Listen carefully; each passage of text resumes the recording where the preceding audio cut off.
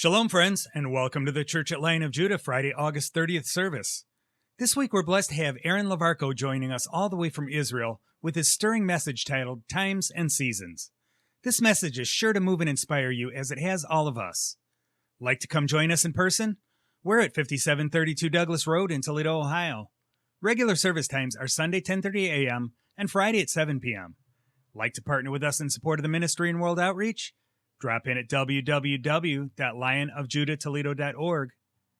Navigate up to the Giving tab. Scroll down and fill out the information. Then click Submit. That's all there is to it. Thanks so much for joining us today. Now here's the message. Yeah, great to be with you, and I'm so thankful to be invited by Pastor Matthew and Tabitha, and just to share in the worship and to see the worship team, the girls dancing, the fire. I just love it. I was really touched, and such a blessing to be here. Well, as it says, Ecclesiastes 3, and our doctor friend, where has he gone? I don't know. He's back with the children. Yeah, he quoted from the book of Ecclesiastes. If you don't know, the wisest man in the Bible next to Yeshua was Solomon. And remember the story? He had a dream, and God said, ask whatever you want. And he asked for wisdom. It says he asked for a wise and discerning heart. And that's what it says in the English. In the Hebrew, it's two words, lev shomer. And that literally means a heart that hears, or a heart with ears. So, but in the English, it's translated a wise and a discerning heart. And at the end of his life, after he lived a real full, rich life, he writes this book, Ecclesiastes, which is kind of like an autobiography. And he's kind of passing on advice to people in those days and for us as well. And in chapter 3, one of the profound things he talks about, he says that to everything, if you've got your Bible, Ecclesiastes 3, he says, to everything, there is a time and a season and a purpose under heaven. And, you know, in the Jewish world, in the biblical world, times and seasons are really important. For example, in creation, God put the moon, the stars, the sun for times and seasons as signs as well. Today we still celebrate some of the feasts, the Moedim, and even new moons we celebrate every year, every month, and of course Shabbat. And these are what are called the cycles of life. We celebrate these cycles. And of course, when a young girl reaches a certain age, she celebrates a cycle that she comes into, the cycle of bringing life into the world. In the Middle East, it's actually celebrated. In the West, I think it's probably looked upon as a little negative, but it's actually celebrated because it's bringing life into the world. These seasons are really important because when Solomon, who's passing on this information, when he says that there's a time and a season, he puts a little phrase at the end. He calls it under heaven. To everything there is a time and a season under heaven. But in the same book of Ecclesiastes, he has another term. He calls it Hevel Chavalim. And that's translated meaningless, or chasing after the wind. You know that phrase in the book of Ecclesiastes? So he's like, at the end of his life, he's looking back over his life like a movie with two completely different perspectives. One perspective is looking at every time and season that falls upon him as being under heaven, divinely overseen, even the evil, that God is in control. It's under heaven. Even times of war, a time to hate, not only a time to build up, but a time to break down. And then the other perspective is he's saying it's meaningless. It's like chasing after the wind, you know, and he gives examples. He says someone works his whole life, makes a lot of money, and then he dies and it goes to someone else. And it's like it's meaningless. This is what he says. So what about you? What about me? How are we looking at the seasons in our lives? Are we seeing that God is in total control of every season? Is it under heaven? That song in what's that movie? Prince of Egypt, I think. Through Heaven's Eyes. Is that our perception? And sometimes it's easier, isn't it? When there's a time of love, when there's a time of peace, when there's a time of building up. I immigrated to Israel from a place called New Zealand. That's where my accent is from. But I immigrated there 32 years ago. And pretty much all of those years, I have seen pretty much all just building up. God said, I will scatter my people among the nations, and one day I will bring them back from the north, south, east, west, even from the ends of the earth, which they say is New Zealand. But he didn't stop there. He said, I will bring my people back, and then they will rebuild the desolate places. So, as I say, all I've seen pretty much is building up the infrastructure. And of course, being a tour guide for 18 years, sitting on buses, the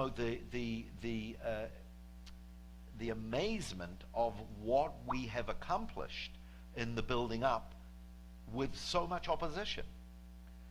And, the infrastructure, the roads, the high tech, the water, the desalinization plants, the agriculture, the high tech, the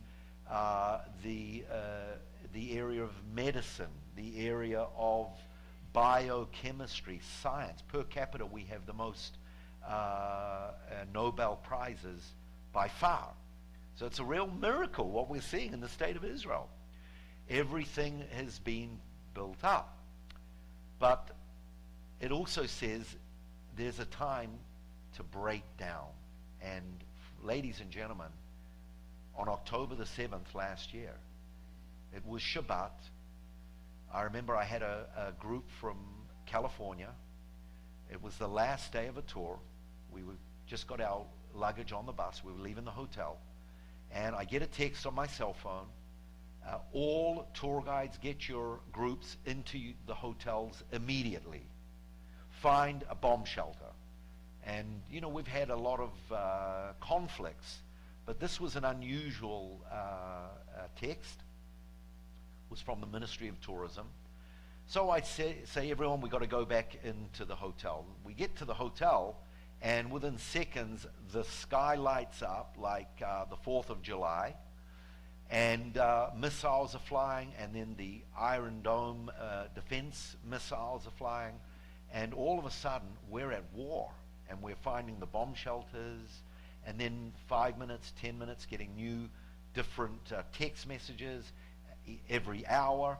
And then it started to be revealed to us what was going on over those next few days, the first week, two. That 4,000 terrorists, an army of terrorists, very highly equipped, drugged up. We know this because of a lot of these terrorists that we've captured, and we have been hearing their stories. They all had lists of what to do to the men, to the women, to the children, to the babies, to the grandparents, to the towns, to the villages, to the kibbutzim, to the agriculture. And we saw devastation. We saw destruction. We were in a state of shock. Nobody really saw this happen. There were a number of warnings. We were in a state of grief, hearing what they were doing to our daughters, our sons, our babies, and not to mention the over 200 that were in captivity, the feeling of hopelessness. And trauma. We were a nation traumatized, including our prime minister. The depth, the width of what happened, 1,250 people massacred. We didn't have time to grieve, to talk about it, to sit down. We were at war, and our reserves, our soldiers were called up. In that first week, 350,000 Jewish Israelis who lived abroad got the first flights back. They come back home. They left their wives, children, work, families. They came back home, and we have been fighting ever since. It's been almost 11 months, and it's been a time of war. That's what the Bible says. There's a time for peace, and there's a time for war. This is a season of war. I've struggled with that. I've struggled with the breakdown. God, where were you? You know, were you asleep? Did this surprise you? But the scriptures say that to everything there is a time and a season under heaven. So he wasn't asleep. He wasn't blindsided, even though it looks like that. The dust hasn't settled yet. We haven't turned the corner yet, although we're starting. Victory is not ours yet, whatever victory means or what it's going to look like. And so we're raging in this war, and I don't know how political I can get here, but the Gaza Strip we've pretty much taken over. The north is very, very fragile, and it could break out at any moment. And then there is Judea and Samaria, which is politically called the West Bank. Right now, that's raging. And so haven't got time to go into the whole political situation and the boundaries. It's a fine line when you're living in Israel, when you talk about the land. You know, is it political or is it biblical? Or is it both? Depends who you ask. So we're raging. And we're a nation, as I mentioned, we're traumatized by this. We still have over 120 in captivity. Families are grieving. Parents have buried their sons and daughters. Sons and daughters have buried their parents. And how do we respond in this situation? There's a story in Genesis 34. Excuse me. It's a story of Jacob, our father Jacob, and I'm sure we all know that he had 12 sons. Some people forget that he also had a daughter called Dinah or Dinah. And this story is about his daughter. It says in verse 1, she went out into the fields, which in those days, you know, a girl didn't just go out. This was a dangerous thing. That seems to be what the text is, referring. And a guy called Shem, he sees her, his heart is set on her, and then he rapes her. When Jacob heard about it, it is a really interesting statement. It says he held his peace. It's very uncharacteristic of Jacob, the father, the patriarch of the family. He always had plenty to say, but he didn't say anything here. And maybe it's because he was maybe guilty that he wasn't looking after her. He wasn't watching for her. Maybe. Or maybe he was traumatized. It's his only daughter. He held his peace. When his sons, the brothers, heard about it, they were furious. And this guy Shem, he wants to marry her. After he rapes her, he wants to marry her. So the sons say, okay, you know what, we're going to allow it. Jacob's not the man right now. He's in the back seat of the story, probably, struggling with his issues.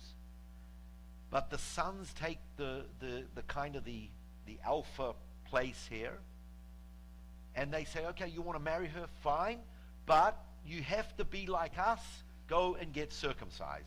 To which they agree. They go out, they get circumcised, and on the third day, while they were healing, two of the sons, Simeon and Levi, they jump upon them, and they absolutely wipe them out, and they take all their possessions. When Jacob hears about this, finally he speaks up, and he's angry with his sons. And he said, why did you do this?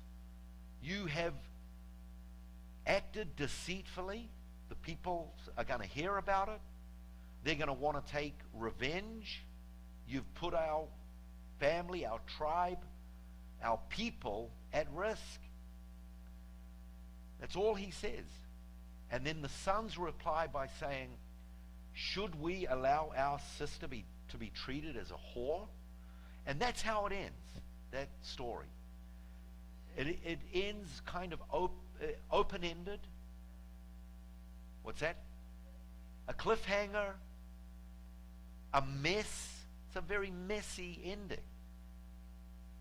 And with a lot of questions.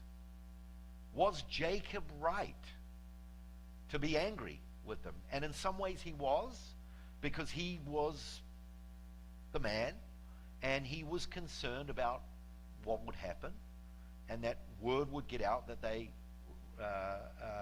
dealt deceitfully. Were the brothers right in what they did? Yes? No? What would have happened had they not done anything? Where would have been the sense of justice? The sense of balancing the scales? And the sense of sending out a message? So these are lots of questions that maybe there's no right or wrong, and maybe there's a place to be right and wrong in both of the camps here. But guys, this is a very kind of similar thing to what our nation is going through. It's a mess. We are in trouble. We're in big trouble. And like that story, there's a lot of pain, there's a lot of anger, there's a lot of trauma, and there are a lot of different ways of reacting. There are those who don't want to respond militarily with a hard hand, and then there are those that it's just no question that's how we need to respond. And at times it's causing friction. We're a family. So there's a time and a purpose and a season for everything under heaven. There's a time to be built up, and there's a time to break down, and many parts of our society has been broken down. On the southern border of Gaza, you've got these towns and communities that have been totally wiped out, and up on the northern border, you've got the same. You've got 30,000 acres of agriculture has been burned, wiped out, towns, villages. 100,000 residents on October the 8th were pulled out, and they've been living in hotels ever since. Many of them, men and women, their businesses have gone. The children, they don't go to school there anymore. So wherever they're living, they have to do kind of make-up schools. Any day now, Sunday next week, it's 2 days, the school year begins. And they want to go back. They want to start school. But they can't go back. It's going to be at least December until they're allowed to go back because of the danger up there. Since October the 7th, we know at least 70 people have taken their lives because of what they saw, what they witnessed, cannot get these images out of their head, and they took their lives. And of course, psychotherapists, psychiatrists, psychologists, they've got their hands full. And we need healing. Our nation needs healing. There's a time for war, and there's a time for healing. And that time isn't hit here yet, but we need it, and we pray for it. We need to pray for it. And that's the kind of the almost, I don't know, conflict of receiving the times and the seasons that we're in by faith. You know, I'm in a season of drought. I'm in a season of good season. I'm in a season of breakdown. You know, as New Testament believers, we go through breakdowns. God says, I'm going to take away your heart of stone, and I'm going to give you a heart of flesh. How's he going to do it? He's got to break that heart of stone.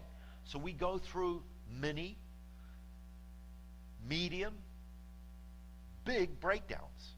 Our will, our pride, our wrong mindset. He's got to orchestrate things in our lives, just like he did with Jacob, to break our stony hearts.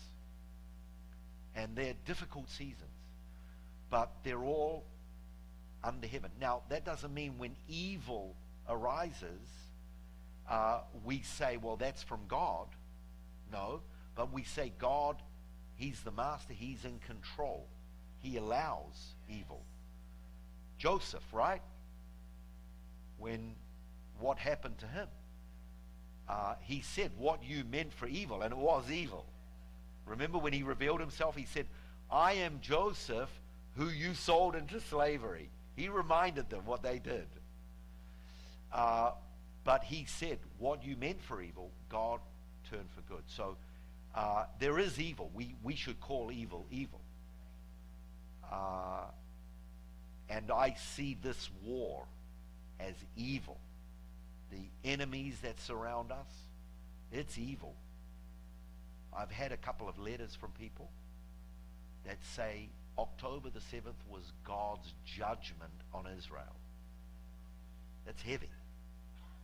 I mean, God will allow things to break us down, to discipline or to correct us and bring us, but it's a little bit different than saying it's a judgment from God. That's heavy words.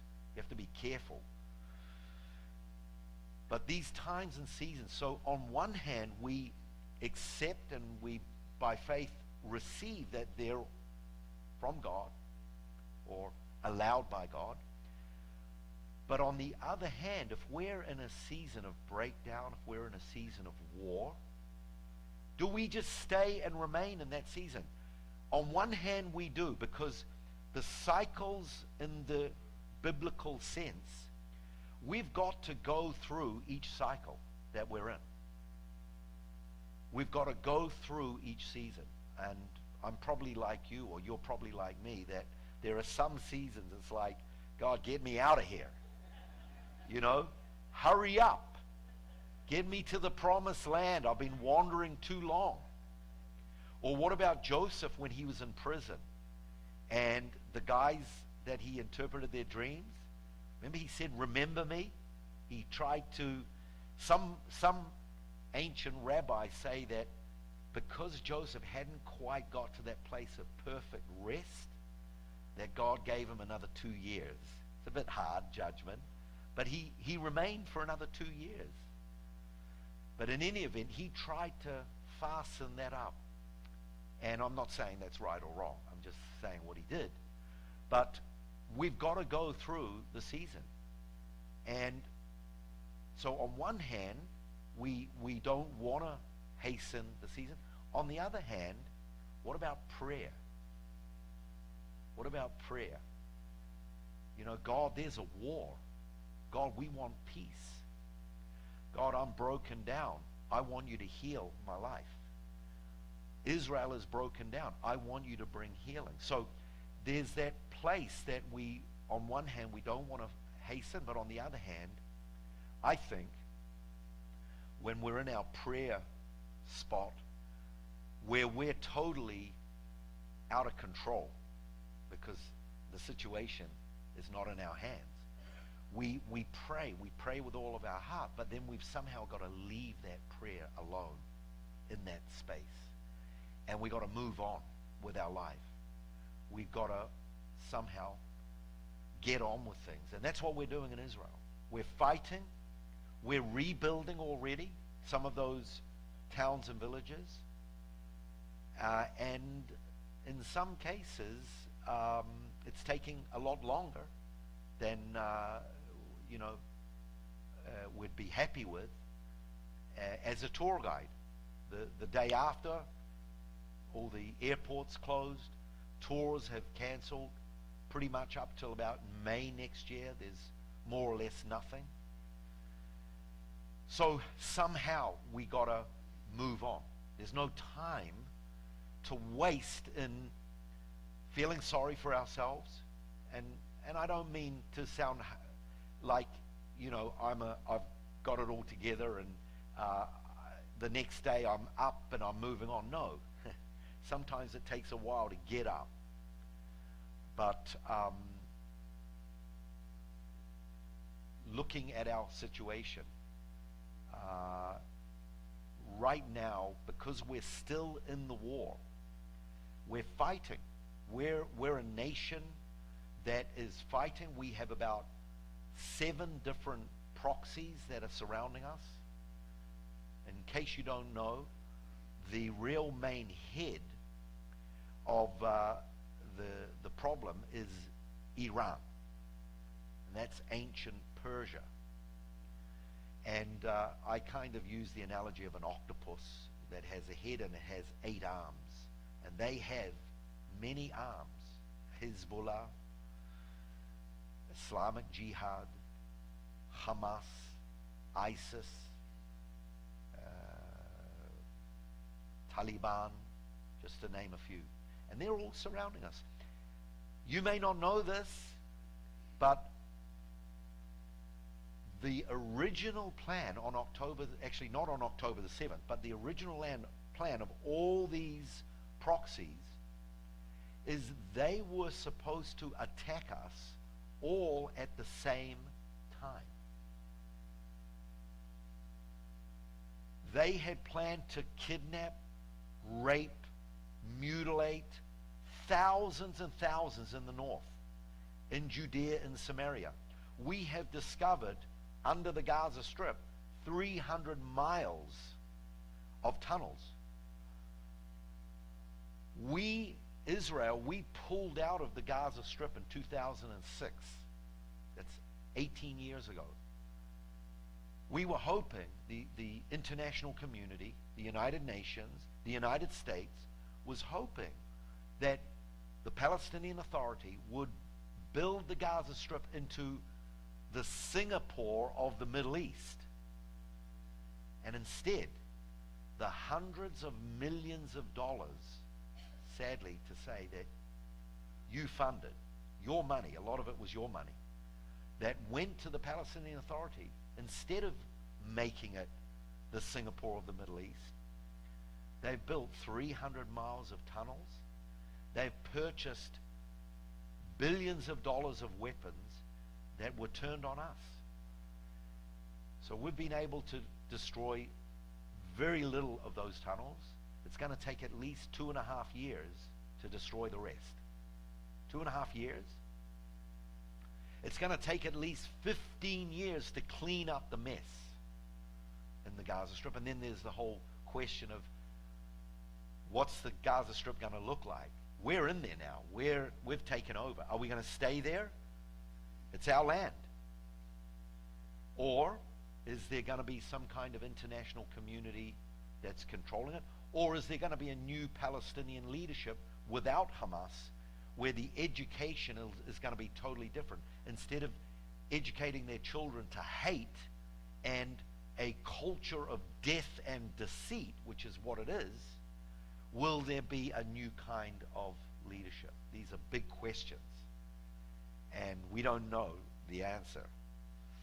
So that's in the Gaza Strip. we've also found under Judea and Samaria, the West Bank, and under South Lebanon, also miles and miles of tunnels.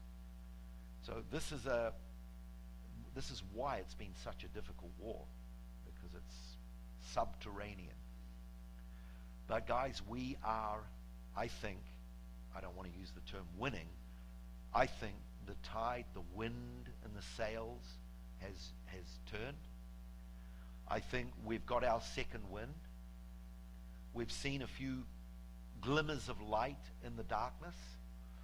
And that's the challenge, because there is darkness, believe me. And I started up a ministry with a couple of friends called Light to the Nations. And it's a ministry that teaches. I teach the Parashat HaShavua each week. We have a prayer for Israel meeting once a week. Friend John Ann attends that. You're welcome anytime. You're welcome to join the Bible study anytime as well. And then we also go out into the community where there's needs. And through the war, there's been a number of people and churches that have sent through some finances.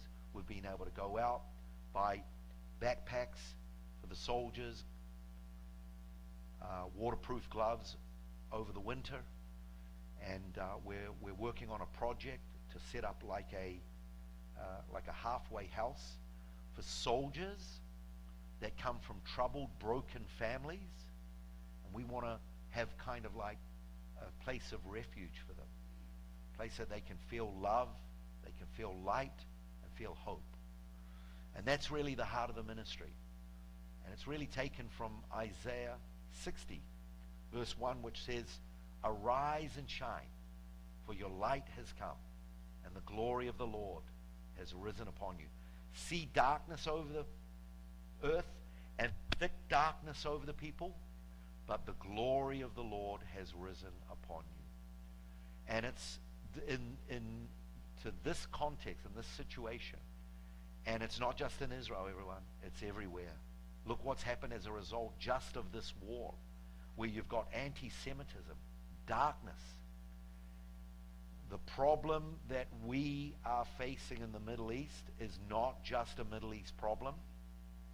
It's a problem that started in 1978 and 79 when a man called the Ayatollah Khomeini from ancient Persia, Iran, rose up and he said, and I'm paraphrasing, we must export radical Islam and bring down the West.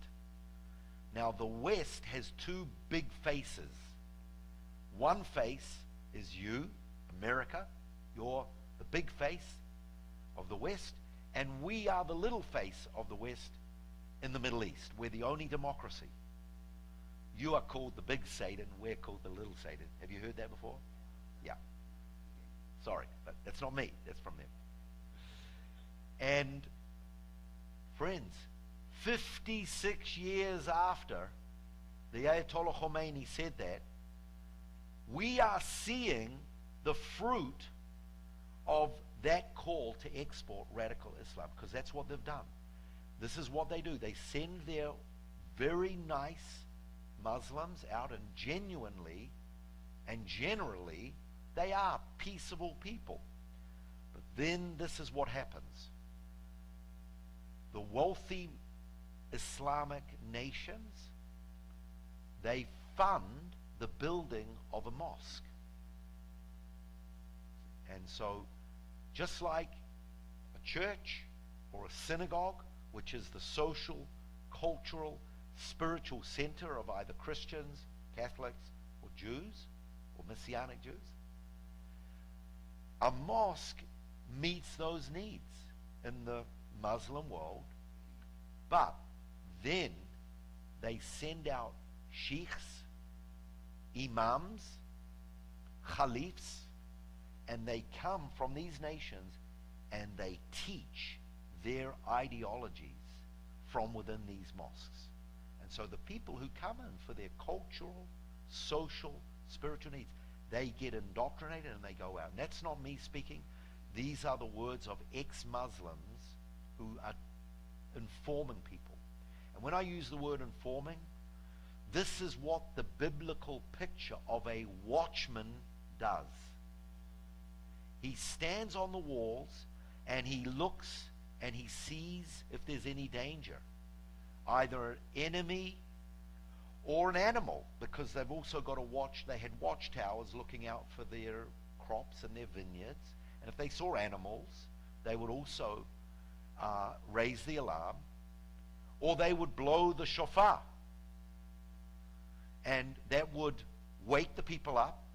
It would rally the troops, and they would ask the Lord to come and fight for them.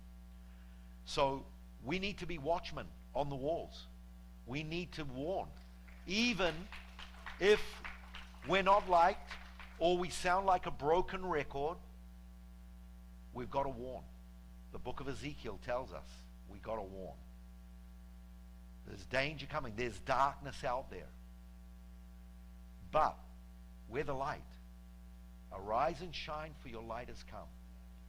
That light we have in us, that light is Yeshua, the light of the world. And with that light, there's hope. And people who have had their lives broken down, mentally, spiritually, emotionally, and their livelihoods broken down. They can't see their way out. And I'm not offering a cheap cliche by saying follow Jesus. It's not as easy as that. You know that. But we're representatives of the King of Kings, the Lord of Lords. We're representatives of the one who is the light of the world, the hope of the nations. And as the Spirit leads us, we move where he moves us. And that's part of, as I say, the ministry that I'm involved in. And I know that America, you've got a lot of these same haters in our neighborhood. You've got them in your own backyard here. And there's warning bells big time. So we need to warn the people, and we need to take up that mantle of being watchmen on the walls, and also people that pray. And like I said, we accept the times and the seasons as being under heaven. They're not meaningless. They're not like chasing after the wind. You know, that word meaningless in Hebrew, it's chevel chavalim. And it's from the word chevel. Chevalim is the plural. Chevel is the name of Abel. That's how we say Abel in Hebrew. Chevel. And it means either meaningless or vapor. It's like it's there, but it's not. And when you think of his life, his death was very meaningless. Cain was jealous, and he took him out. They both brought sacrifices. God was pleased with one. He wasn't pleased with Cain's because Cain wasn't able. It's a joke.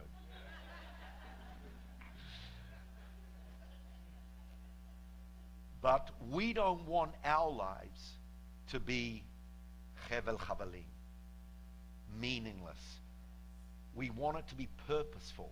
And I think when we accept whatever time and season we're in this life, as an individual, as a family, as a community, as a nation, we need to discern and understand the times. That's what the Lord talked about in the end days. When he brought his people out of Egypt, they were slaves.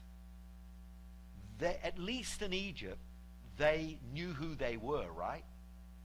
They had a little bit of an identity. Well, we know who we are, we're slaves. And they had a 9-to-5 job, and they knew when they were getting food. But this guy, Moses, he brings them out, and all of a sudden, they don't know who they are, because they're in that kind of no man's land. They're out of Egypt, but they're not in that place of promise where, you know, they're hoping to be. So Who are they? Who are we? Maybe they were asking themselves. And that's why in that book of Numbers, which that's the English word numbers, in the Hebrew it's midbar, which means in the desert. Then God starts to reshape them, give them a new identity. He starts off calling them forward by name. That's where we get the word numbers. Then he names them by families, then by tribes, and then as a nation. So they knew who they were. And then he tells all those that are 20 years old to step forward. You're going to be soldiers. Well, I'm a slave. I'm not really a soldier.